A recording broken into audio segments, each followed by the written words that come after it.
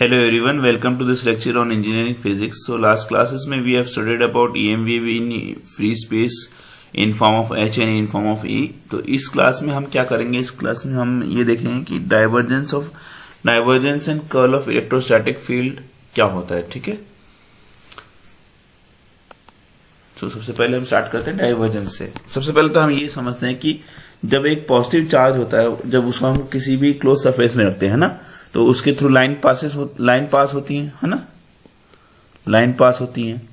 ठीक है, when a positive charge is placed anywhere inside a close surface the line of flux pass through the surface. ठीक है, अब हमें already पता है कि गॉस लॉ क्या स्टेट करता है. What does Gauss law states? So Gauss law basically states that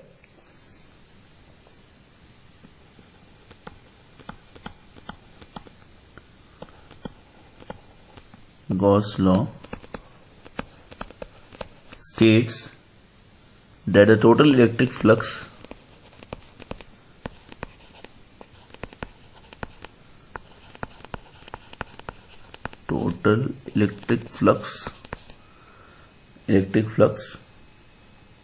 passing through any closed surface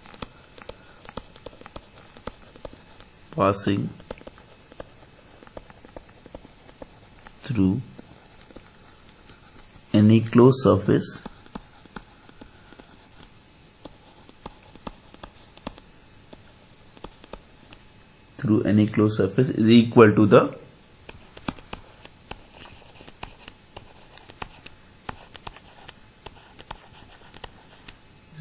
the charge enclosed by the closed surface.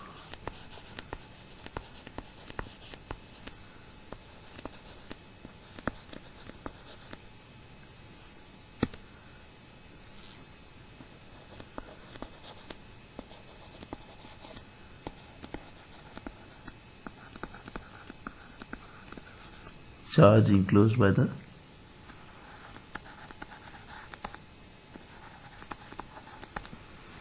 ठीक है ना.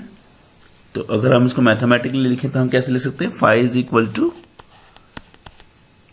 Q by epsilon naught. ठीक है, अब अगर हम इसको एक वॉल्यूम डीवी के ऊपर मान के चले और एरिया डीएस पे मान के चले, तो वॉल्यूम में जब क्यू है वो, तो मेरा जो क्यू है वो किस में बदल जाएगा? वॉल्यूम चार्ज डेंसिटी में बदल जाएगा, है ना. ठीक है, और जो ई डॉट डीएस है, ई इंटू ए, वो क्या सरफेस इंटीग्रल में बदल जाएगा. सो हम कह सकते हैं कि सरफेस इंटीग्रल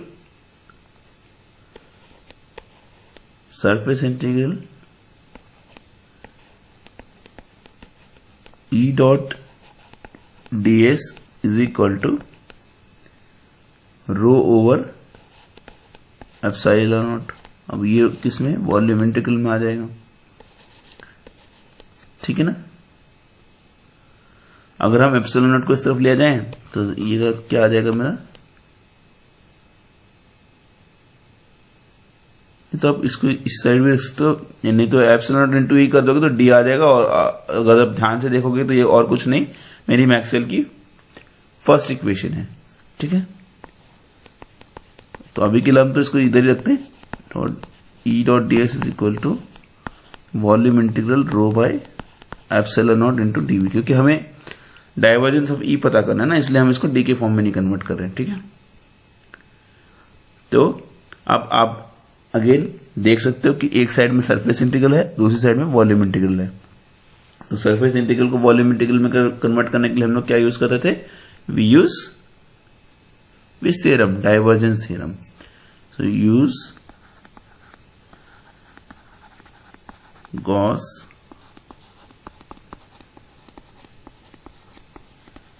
डाइवर्जेंस थ्योरम. तो उससे क्या आ जाएगा? मैं वी हैव वॉल्यूम इंटीग्रल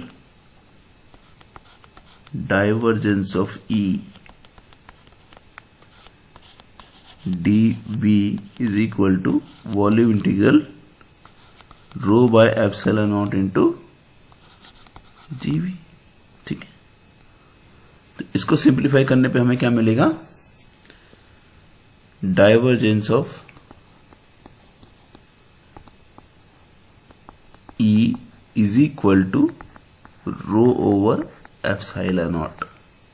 ठीक है,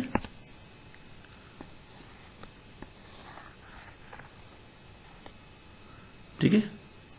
देयरफॉर हम कह सकते हैं कि divergence of electrostatic field is nothing but volume charge density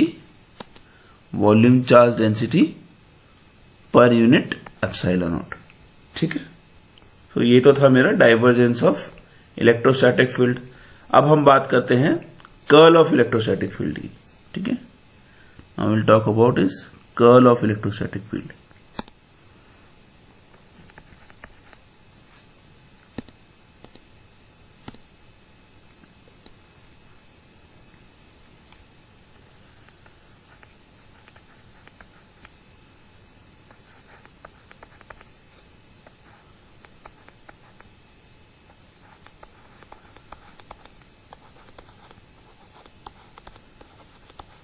curl of electrostatic field. ठीक है,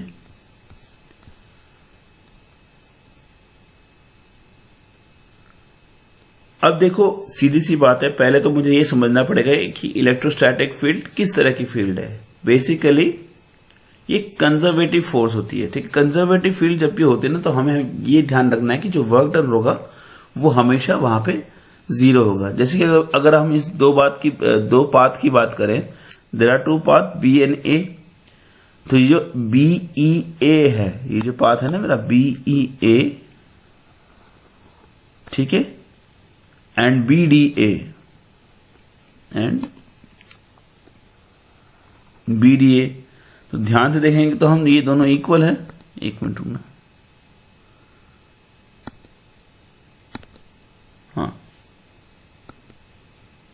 तो ध्यान से देखोगे तो ये दोनों इक्वल है, यानी कि जिस पॉइंट से हमने चार्ज ने स्टार्ट किया था वापस उसी पॉइंट पे आ रहा है, तो वर्क डन क्या होगा, जीरो होगा। सो अगर मैं इसको स्टेटमेंट में लिखूं तो मैं इस तरह से लिख सकता हूं, there are we know that the stationary field of centre, we know that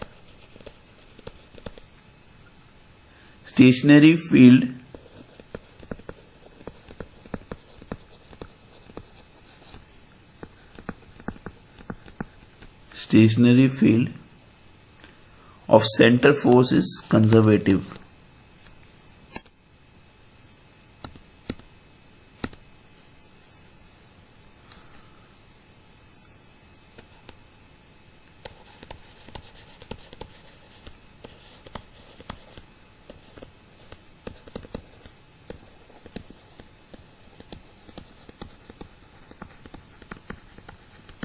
conservative. ठीक है, और हमें पता है कि work done over conservative forces और a close path is zero.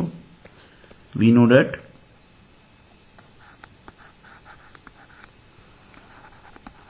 The work done over a close path is zero.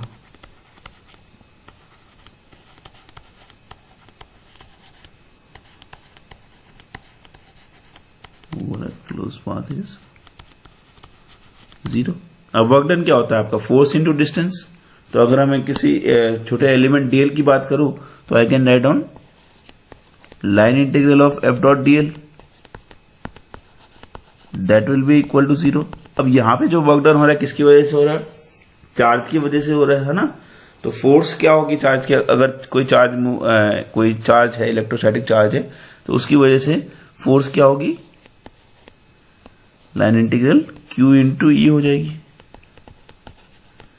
Dot DL is equal to zero. अब Q अगर मेरे राइट हैंड साइड में चला गया, अगर Q को आप इस साइड ले आओगे तो क्या हो जाएगा, zero by Q something is zero. तो we can write down line integral of E dot DL is equal to zero, है ना। अब लाइन इंटीग्रल को जब भी मुझे सरफेस इंटीग्रल में बदलना होता है तो हम क्या करते हैं, हम स्टोक्स कर्ल थ्योरम लगाते हैं। So will apply Stokes curl theorem, apply Stokes curl theorem, ठीक है, to convert line integral into surface integral. तो अब इक्वेशन कैसे बदल जाएगी, इससे surface integral curl of E dot ds is equal to 0। अब इसको सिंप्लीफाई करेंगे तो हमें लास्ट में क्या मिलेगा, curl of E is equal to 0, ठीक है। सो बेसिकली कर्ल हमें क्या मिल गया, 0 मिल गया। तो कर्ल ऑफ इलेक्ट्रोस्टैटिक फील्ड जो होता है हमेशा 0 होता है, और डाइवर्जेंस ऑफ इलेक्ट्रोस्टैटिक फील्ड होता है रो बाय एप्सिलॉन नॉट, ठीक है।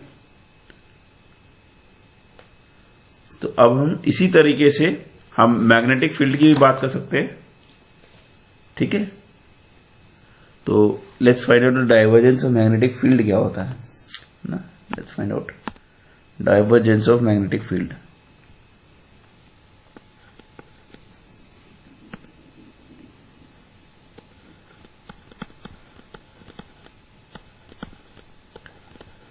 डाइवर्जेंस ऑफ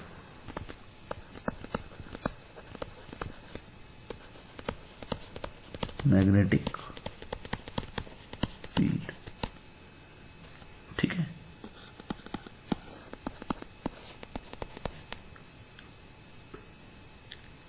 ठीक है, अब हम इसमें क्या कंसीडर करना है, हमें गॉस लॉ ऑफ मैग्नेटोस्टैटिक्स देखना है। तो वो क्या कहता है, total magnetic flux associated with any close surface.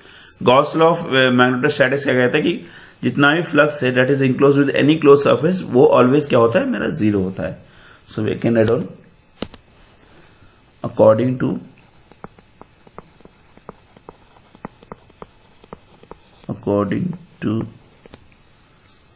Gauss law of magnetostatics,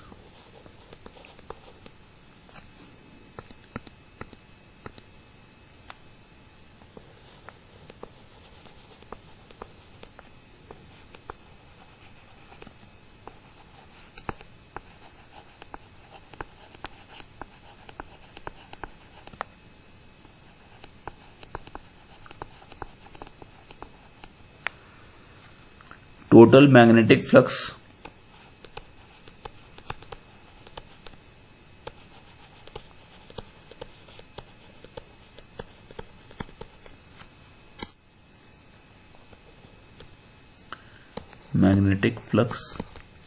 associated with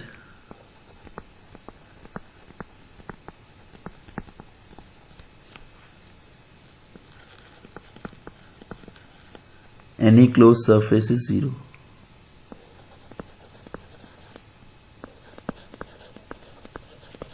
Any closed surface is always 0.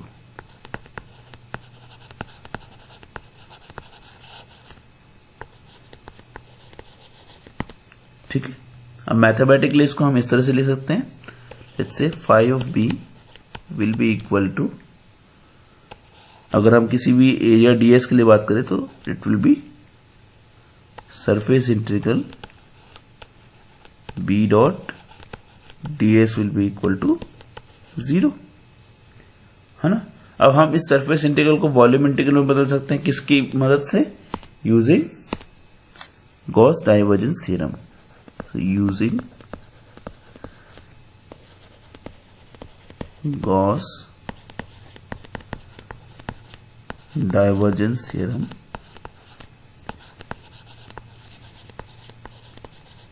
क्या लिख सकते हैं हम गॉस डाइवर्जेंस थ्योरम से, कि volume integral divergence of b over dv is equal to 0, ठीक है। तो इसको सॉल्व करने पे हमें क्या मिलेगा, divergence of b is equal to 0, है ना। तो देयरफॉर मैं क्या कह सकता हूं कि divergence of magnetic field is 0, ठीक है। Now will talk about curl of B, curl of magnetic field और curl of B. Curl of B, so basically आपको पता है कि एम्पीयर सर्किटल लॉ के हिसाब से line integral of magnetic function magnetic field होती है, ठीक है, around a close path is always equal to mu naught times the total current passing through it, है ना। और अगर किसी एक एलिमेंट डीएल की बात करें तो वो क्या हो जाएगा मेरा, line integral of B dot DL is equal to mu naught into I. तो इसी कॉन्सेप्ट को यूज करते हुए हम ये फाइंड करेंगे कि कर्ल ऑफ बी हम किस तरह से फाइंड कर सकते हैं, ठीक है। तो सबसे पहले तो हम एम्पीयर सर्किटल लॉ लिखेंगे। According to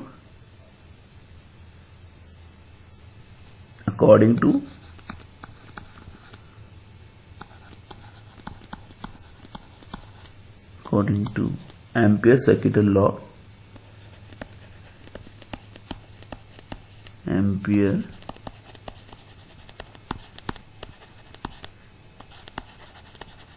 circuital law, line integral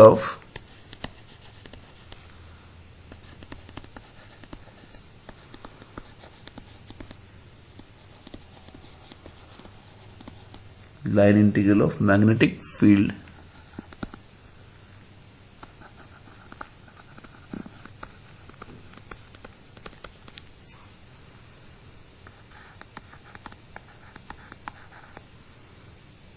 around a closed path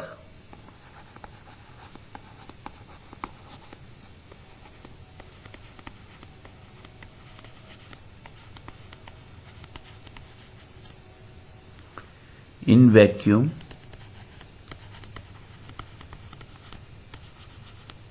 is equal to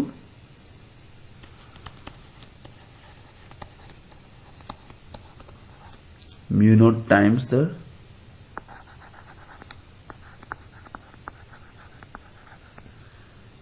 total current passing through the closed path.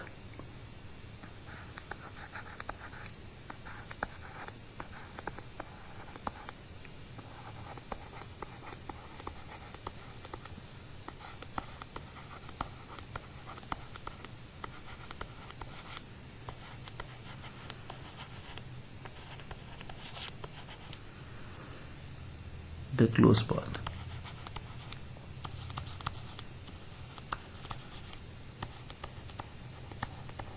ठीक है, तो इसको मैथमेटिकली हम कैसे लिख सकते हैं, B dot D L is equal to mu naught into I, है ना। अब हम किसी सरफेस की बात कर रहे हैं तो आई को हम इसमें करंट डेंसिटी में बदल सकते हैं। So we can modify this equation as line integral of B dot D L is equal to mu naught times surface integral j dot ds, है ना। अब अगेन एक साइड में मेरा लाइन इंटीग्रल है, this is line integral and this is surface integral. तो इसको बदलने के लिए मैं कौन सी थ्योरम यूज करूंगा, I will use Stokes curl theorem. So applying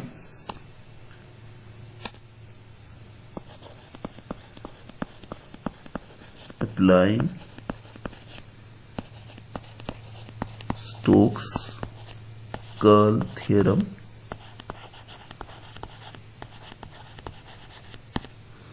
what you will have? You will have surface integral curl of b dot ds is equal to mu naught times surface integral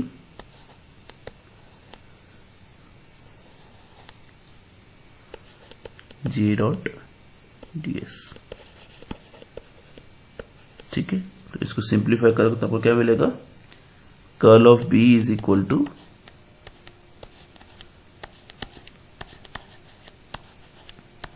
mu naught times J, ठीक है। So this is my equation. तो basically हम कह सकते हैं कि curl of magnetic field is nothing but mu naught times the current density. ठीक है, तो एक बार अभी तक हमने क्या रिवाइज किया है, एक बार क्या पढ़ा है उसको एक बार रिवाइज कर लेते हैं। तो सबसे पहले हमने डाइवर्जेंस ऑफ इलेक्ट्रोस्टैटिक फील्ड से स्टार्ट किया। तो जैसे कि हमें गॉस लॉ से पता है कि electric field flux through a close surface is equal to the charge enclosed in surface which could be mathematically represented as surface integral E dot D S is equal to Q by epsilon naught. ठीक है, अब Q को अगर हम किसी volume में देखें, volume DV में देखें, तो हमारी इक्वेशन जो है इस तरह से बन जाएगी। ठीक है, अब इसमें हमने गॉस डाइवर्जेंस थ्योरम लगा दी, तो what will get divergence volume integral divergence of E dot TV is equal to volume integral rho by epsilon naught into TV. ठीक है, therefore will get divergence of E is equal to rho by epsilon naught. ठीक है, जो कि ये mean करता है कि divergence of electrostatic field is always volume charge density per unit epsilon naught. अब अगली हमने बात की थी इलेक्ट्रोस्टैटिक फील्ड की। जैसा कि हमें पता है कि इलेक्ट्रोस्टैटिक फील्ड एक क्या कौन सी फोर्स है, कंजर्वेटिव फोर्स है। तो कंजर्वेटिव फोर्स में जो वर्क डन होता है वो जीरो होता है, इसलिए हमने लिखा था कि line integral F dot D L is equal to zero. अब क्योंकि चार्ज की वजह से ये फोर्स जनरेट हो रहा था, उसको हम F is equal to Q into E लिख सकते हैं। देयरफॉर हम लिख सकते हैं कि line integral of E dot D L is equal to zero. अब इसमें हमने स्टोक्स कर्ल थ्योरम लगाई थी, तो इससे क्या आ गया मेरा surface integral of curl of E dot D S is equal to, तो इससे हम ये लिख सकते हैं कि हमेशा जो है इलेक्ट्रोस्टैटिक फील्ड का अगर हम कर्ल लेंगे तो वो हमेशा कितना आएगा, जीरो आएगा। ठीक है, अब इसी तरीके से हमने मैग्नेटिक फील्ड में भी देखा था। मैग्नेटिक फील्ड में गॉस लॉ ऑफ मैग्नेटोस्टैटिक्स क्या कहता है कि that the magnetic flux enclose over a close surface is always zero. Therefore हम ये लिख सकते हैं कि surface integral B dot D S is always equal to zero. ठीक है, अब इस सरफेस इंटीग्रल को हम वॉल्यूम इंटीग्रल में बदल सकते हैं, किसकी मदद से, गॉस डाइवर्जेंस थ्योरम की मदद से। ठीक है, सो ये volume integral divergence of B into D B is equal to zero हो जाएगा, और इसको सिंप्लीफाई करेंगे तो हमें क्या मिलेगा, divergence of B is equal to zero.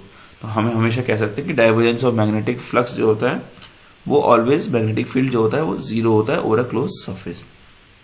अब हम बात करेंगे कर्ल ऑफ मैग्नेटिक फील्ड की, तो अगेन एम्पियर लॉ से हमें पता है कि line integral of B dot D L is equal to mu naught into I. अब आई को किसी सरफेस डी एस में मान के चलेंगे तो you will get line integral of B dot D L is equal to mu naught times surface integral J dot D S.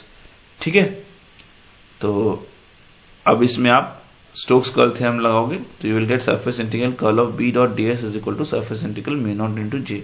अब इसको अगर आप सिंप्लीफाई करोगे तो you will get curl of B is equal to mu naught times J, और ये equation ये state करता है कि curl of a magnetic field is mu naught times the current density. ठीक है, तो इस इक्वेशन के लिए इतना ही, सॉरी इस लेक्चर के लिए इतना ही। Thank you.